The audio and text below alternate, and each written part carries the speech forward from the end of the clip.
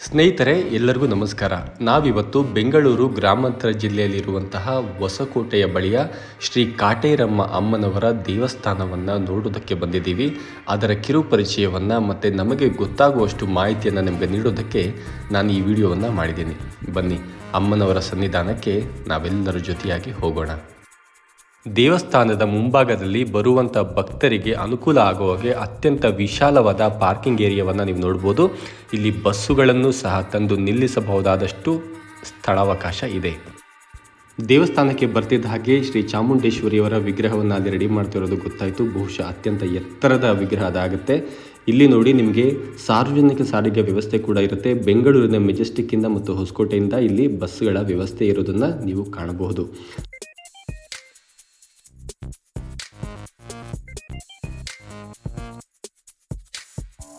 ಅಮ್ಮನವರ ಸನ್ನಿಧಾನಕ್ಕೆ ಹೋಗೋದಕ್ಕೆ ಮುಂಚೆ ನಾವು ಇಲ್ಲಿ ಕೂಡ ಆಶೀರ್ವಾದವನ್ನು ಪಡೆದು ಅಮ್ಮನವರ ಅನುಗ್ರಹವನ್ನು ಬೇಡಿ ಮುಂದೆ ಸಾಗೋಣ.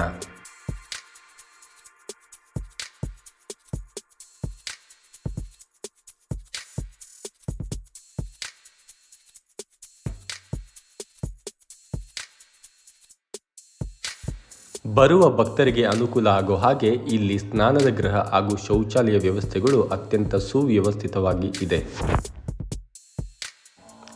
ನಾವು ಪಾರ್ಕಿಂಗ್ ಏರಿಯಾದಿಂದಲೇ ಗಮನಿಸಿದ್ವಲ್ಲ, ಇಲ್ಲಿ ಚಾಮುಂಡೇಶ್ವರಿಯ ಅಮ್ಮನವರ ವಿಗ್ರಹವನ್ನು ಅತ್ಯಂತ ದೊಡ್ಡದಾಗಿ ನಿರ್ಮಾಣ ಮಾಡ್ತಾ ಇರುವಂಥದ್ದು ಇದಿನ್ನು ನಿರ್ಮಾಣ ಹಂತದಲ್ಲಿ ಇದೆ. ಇದು ಸಂಪೂರ್ಣವಾಗಿ ಕಂಪ್ಲೀಟ್ ಆದಾಗ ತುಂಬಾ ಅತ್ಯದ್ಭುತವಾಗಿ ಕಾಣಿಸುತ್ತೆ ಅನ್ನೋ ನಂಬಿಕೆ ನಮಗಿದೆ. ಇದು ಶ್ರೀ ಅಮ್ಮನವರ ಶಕ್ತಿಪೀಠ ಕಂಬಳಿಪುರದ ಶ್ರೀ ಕಾಟೇರಮ್ಮನವರ ಸನ್ನಿಧಿ. ಬನ್ನಿ, ನಾವೀಗ ಅಮ್ಮನವರ ದರ್ಶನಕ್ಕೆ ಹೋಗ್ತಾ ಇದ್ದೀವಿ. ನಾವು ಕೂಡ ಇಲ್ಲಿ ಪೂಜೆಯ ವಿಧಾನದಂತೆ ಪೂಜಾ ಸಾಮಗ್ರಿಗಳನ್ನು ಕೊಂಡ್ಕೊಂಡ್ವಿ ಮತ್ತು ಬೆಲ್ಲದ ಆರತಿಯನ್ನು ಮಾಡಿದ್ರೆ ಒಳ್ಳೆಯದಾಗತ್ತೆ ಅಂತ ಹೇಳಿದ್ರು. ಹಾಗಾಗಿ ಅದನ್ನು ಕೂಡ ನಾವು ತಗೊಂಡು ಅಮ್ಮನವರ ಸೇವೆಗೆ ಭಕ್ತಿಯಿಂದ ಸಾಕ್ತಾ ಇದ್ದೀವಿ. ನಾವು ದೇವಸ್ಥಾನಕ್ಕೆ ಹೋಗುವಾಗ ಇಲ್ಲಿ ಒಂದು ಯಜ್ಞ ಮಂಟಪವನ್ನು ಸಹ ಕಾಣಬಹುದು. ನಾವು ಈ ದೇವಾಲಯಕ್ಕೆ ಇದೇ ಮೊದಲನೇ ಬಾರಿ ಬರ್ತಾ ಇರೋದು. ಇಲ್ಲಿ ನೋಡ್ತಿರುವಂತಹ ಪ್ರತಿಯೊಂದು ವಸ್ತು ಕೂಡ ನಮಗೆ, ಪ್ರತಿಯೊಂದು ಘಟನೆ ಕೂಡ ವಿಶೇಷವಾಗಿ ಕಾಣಿಸ್ತಾ ಇದೆ. ಸಾವಿರಾರು ಲಕ್ಷಾಂತರ ಅನ್ನಿಸುವಷ್ಟು ತೆಂಗಿನಕಾಯಿಗಳನ್ನು ಇಲ್ಲಿ ಭಕ್ತರು ತಮ್ಮ ಹರಕೆಗೋಸ್ಕರ ಕಟ್ಟಿದ್ದಾರೆ. ಇಲ್ಲೊಂದು ಕಡೆ ಬೀಗಗಳನ್ನು ಅಮ್ಮನವರ ಹೆಸರು ಹೇಳಿ ಅವರ ಆಸೆ ಆಕಾಂಕ್ಷೆಗಳನ್ನು ಬೇಡಿಕೊಂಡು ಹಾಕಿ ಹೋಗಿದ್ದಾರೆ. ನಿಜವಾಗ್ಲೂ ಇದೆಲ್ಲ ನಮಗೆ ತುಂಬಾ ವಿಶೇಷ ಮತ್ತು ಅದ್ಭುತವಾದ ವಿಚಾರಗಳು ಅಂತ ಅನ್ನಿಸ್ತು. ಇನ್ನು ನಾವು ಅಮ್ಮನವರ ಸನ್ನಿಧಾನಕ್ಕೆ ಸರತಿ ಸಾಲಿನಲ್ಲಿ ಹೋಗುವಾಗ ನಮ್ಮ ಇಕ್ಕೆಲಗಳಲ್ಲಿ ಇರ್ತಕ್ಕಂಥ ಕೆಲವು ಜಾಗಗಳಲ್ಲಿ ಮಾತ್ರೆಗಳ ಚೀಟಿ ಇರ್ಬೋದು, ಮತ್ತು ಡಾಕ್ಟರ್ ಡಿಸ್ಕ್ರಿಪ್ಷನ್ ಬರ್ಕೊಟ್ಟಿರ್ತಾರಲ್ಲ ಆ ಚೀಟಿಗಳು, ಜೊತೆಲಿ ಒಂದಷ್ಟು ಫೋಟೋಗಳು, ಪಾಣಿ ಪತ್ರಗಳು, ಬಳೆಗಳು, ಈಗ ಹೇಳೋಕ್ಕಾಗಲ್ಲ ಅಂತ ಅಷ್ಟೊಂದು ವಿಶೇಷವಾಗಿ ಇಲ್ಲಿ ಏನು ಭಕ್ತರು ಹರಕೆಯನ್ನು ಕಟ್ಟಿಕೊಂಡು ಅದನ್ನೆಲ್ಲ ಕೂಡ ಇಲ್ಲಿ ಅಮ್ಮನವರಿಗೆ ಅರ್ಪಿಸಿ ಅವರ ರೋಗ ಬಾಧೆಯಿಂದ, ಅವರ ಚಿಂತೆಯಿಂದ ಮುಕ್ತಿಯನ್ನು ಬೇಡಿರಬಹುದು. ಬಹುಶಃ ಮದುವೆಗೋಸ್ಕರನೋ ಅಥವಾ ಕಾಣೆಯಾದವ್ರ ಬಗ್ಗೆನೋ ಇಲ್ಲಿ ಫೋಟೋಗಳನ್ನು ಅಂಟಿಸಿರಬಹುದು. ಇನ್ನು ಬಳೆಗಳು ಮತ್ತು ಸರಗಳು ಮತ್ತು ದಾರಗಳನ್ನು ಎಷ್ಟು ಭಕ್ತಿಯಿಂದ ಕಟ್ಟಿದ್ದಾರೆ ಅಂದರೆ ನಮಗೆ ಅದನ್ನು ನೋಡಿ ತುಂಬಾ ಆಶ್ಚರ್ಯ ಮತ್ತು ಅದ್ಭುತ ಅಂತ ಅನಿಸಿದ್ದಂತೂ ಸತ್ಯ.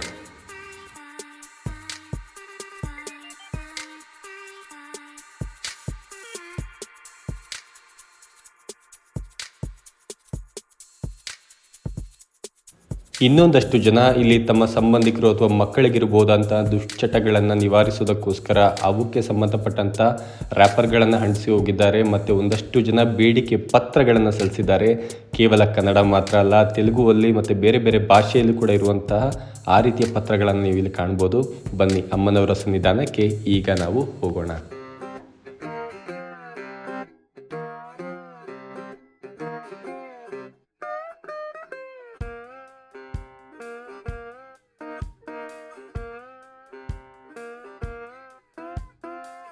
ಶ್ರೀ ಕಾಟೇರಮ್ಮನವರ ಮೂಲ ಸನ್ನಿಧಾನದ ವಿಗ್ರಹವನ್ನು ನಾವಿವಾಗ ದರ್ಶನ ಮಾಡೋಣ. ನಾವು ಮೊದಲು ಇದನ್ನು ಚಿತ್ರೀಕರಣ ಮಾಡಬಾರ್ದು ಅಂತ ಅಂದ್ಕೊಂಡಿದ್ವಿ. ಆದರೆ ಒಂದಷ್ಟು ಜನ ಭಕ್ತರು ವಿಡಿಯೋಗಳನ್ನು, ಫೋಟೋಗಳನ್ನು ಮಾಡಿದ್ದನ್ನು ನೋಡಿ ನಮಗೂ ಸಹ ಧೈರ್ಯ ಬಂದು ಅಮ್ಮನವರ ಪಾದಕ್ಕೆ ಈ ಬೇಡಿಕೆಯನ್ನು ಸಲ್ಲಿಸಿ ಅವ್ರಿಗೂ ಕೂಡ ಕೈ ಮುಗಿದು ಈ ವಿಡಿಯೋಗಳನ್ನು ಮಾಡ್ತಾ ಇದ್ದೀವಿ. ಇದು ಕೇವಲ ನಿಮ್ಮ ದರ್ಶನಕ್ಕೋಸ್ಕರ ಮಾತ್ರ.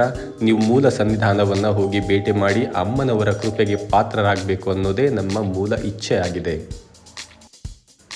ನಾವು ಈ ದೇವಸ್ಥಾನಕ್ಕೆ ಕಾಲಿಟ್ಟಾಗಿಂದ ಕೂಡ ಬರೀ ಸೋಜಿಗೆಗಳನ್ನೇ ನೋಡ್ತಾ ಇದ್ದೀವಿ. ಇಲ್ಲಿ ಅಮ್ಮನವರ ಗರ್ಭಗುಡಿಯ ಹಿಂಭಾಗದಲ್ಲಿ ಆ ಗೋಡೆಗಳಿಗೆ ಜನರು ನಾಣ್ಯವನ್ನು ಅಂಟಿಸ್ತಾ ಇದ್ದಾರೆ.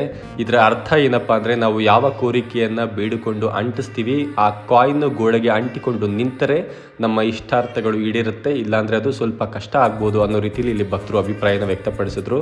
ನಾವು ಕೂಡ ಒಂದು ಕಾಯಿನನ್ನು ನಮ್ಮ ಮನಸ್ಸಿನ ಇಚ್ಛೆಯನ್ನು ಹೇಳಿ ಇಲ್ಲಿ ಅಂಟಿಸಿದ್ವಿ. ಅಮ್ಮನವರ ಅನುಗ್ರಹ ನಮಗೂ ಆಗಲಿ ನಿಮ್ಮೆಲ್ಲರಿಗೂ ಆಗಲಿ ಅಂತ ನಾವು ಪ್ರಾರ್ಥಿಸ್ತೀವಿ.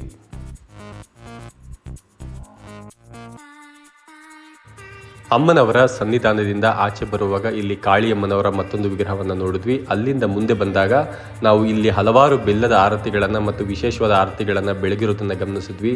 ಶ್ರೀ ಕಾಳಿಕಾ ದೇವಿಯವರ ಅತ್ಯದ್ಭುತವಾದ ವಿಗ್ರಹವನ್ನು ಕಣ್ಣು ತುಂಬಿಕೊಳ್ಳೋದ್ರಲ್ಲಿ ನಿಜವಾಗ್ಲೂ ಅದೊಂದು ಸ್ವರ್ಗಾನಂದ. ಬನ್ನಿ, ಇಲ್ಲಿ ಭಕ್ತರ ಹಾಗೆ ನಾವು ಕೂಡ ನಮ್ಮ ಸೇವೆಯನ್ನು ಸಲ್ಲಿಸಿ ನಮ್ಮ ಪ್ರಾರ್ಥನೆಗಳನ್ನ ಅಮ್ಮನವರ ಪಾದದಲ್ಲಿ ಅರ್ಪಿಸೋಣ.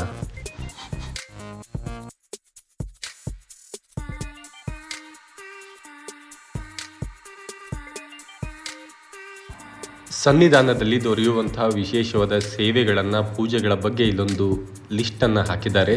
ಅಮ್ಮನವರಿಗೆ ಇಲ್ಲೊಬ್ಬರು ಬೆಲ್ಲದ ಆರತಿಯನ್ನು ಮಾಡ್ತಾಯಿದ್ರು, ಅದನ್ನು ಕೂಡ ನಾವು ಸೆರೆ ಹಿಡಿದಿದ್ದೀವಿ. ಜೊತೆಯಲ್ಲಿ ನಿಂಬೆ ಹಣ್ಣನ್ನು ಇಲ್ಲಿ ತಡೆ ಹೊಡೆಯೋದು ರೀತಿ ಮಾಡ್ತಾಯಿದ್ರು, ಅದನ್ನು ಕೂಡ ನಾವು ನಿಮ್ಮೆಲ್ಲರ ಒಂದು ಮಾಹಿತಿಗೋಸ್ಕರ ಸೆರೆ ಹಿಡಿದಿದ್ದೇವೆ.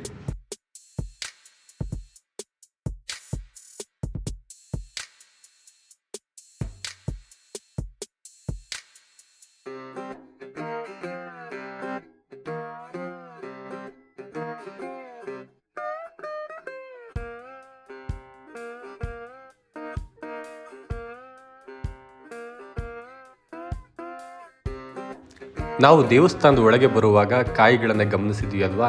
ಬನ್ನಿ, ಈಗ ಎಷ್ಟು ಕಾಯಿಗಳನ್ನು ಎಷ್ಟು ಜನ ಭಕ್ತರು ಅಂಟಿಸಿದ್ದಾರೆ ಅದನ್ನು ನೋಡೋದಕ್ಕೆ 2 ಕಣ್ಣುಗಳು ಕೂಡ ಸಾಲದು. ನಮಗೆ ಎಷ್ಟಾಗುತ್ತೋ ಅಷ್ಟನ್ನು ವಿಡಿಯೋ ಮಾಡಿ ನಿಮಗೆ ತೋರಿಸುವಂಥ ಒಂದು ಪ್ರಯತ್ನವನ್ನು ಮಾಡ್ತೀನಿ. ನಿಜವಾಗಿಯೂ ಈ ಸ್ಥಳದಲ್ಲಿ ನಾನು ಕಂಪ್ಲೀಟಾಗಿ ನನ್ನ ಮೈಯನ್ನು ಮರೆತು ಬಿಟ್ಟಿದ್ದೀನಿ, ನನ್ನ ಮನಸ್ಸನ್ನು ಮರೆತು ಬಿಟ್ಟಿದ್ದೀನಿ. ಅಷ್ಟು ದೇವಿಯ ದೇವಸ್ಥಾನದಲ್ಲಿ ನಮಗೆ ಆಶ್ಚರ್ಯಗಳು ಮತ್ತು ವಿಶೇಷತೆಗಳು ಕಣ್ಣನ್ನು, ಮನಸ್ಸನ್ನು, ಹೃದಯವನ್ನು ತುಂಬಿಕೊಂಡಿದೆ. ಈ ಅನುಭವ ನಿಮಗೂ ಆಗಬೇಕು ಅನ್ನೋದೇ ನಮ್ಮ ಉದ್ದೇಶ.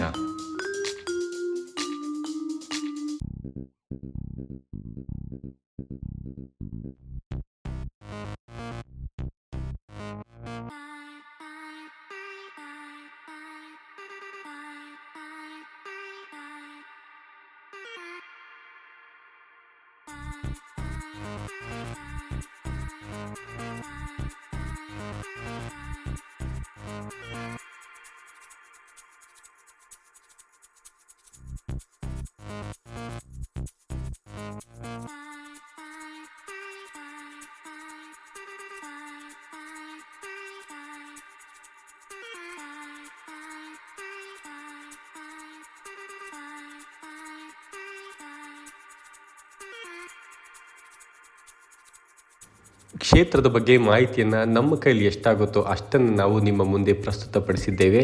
ನೀವು ಕೂಡ ಹೊಸಕೋಟೆಯ ಸುತ್ತಮುತ್ತ ಒಂದಷ್ಟು ಪ್ರದೇಶಗಳಿಗೆ ಹೋಗೋದಾದರೆ ಈ ಸನ್ನಿಧಾನವನ್ನು ಕೂಡ ನೀವು ಇಚ್ಛೆ ಇದ್ದಲ್ಲಿ ಭೇಟಿ ಮಾಡ್ಬೋದು ಅಂತ ಹೇಳ್ತಾ ನಾವು ನಮ್ಮ ಈ ಪುಟ್ಟ ಬ್ಲಾಗನ್ನು ಇಲ್ಲಿಗೆ ವಿರಾಮಗೊಳಿಸ್ತಾ ಇದ್ದೀವಿ. ಮತ್ತೊಂದು ವಿಶೇಷವಾದ ವಿಡಿಯೋ ಜೊತೆ ಬರ್ತೀವಿ. ನಮಸ್ಕಾರ.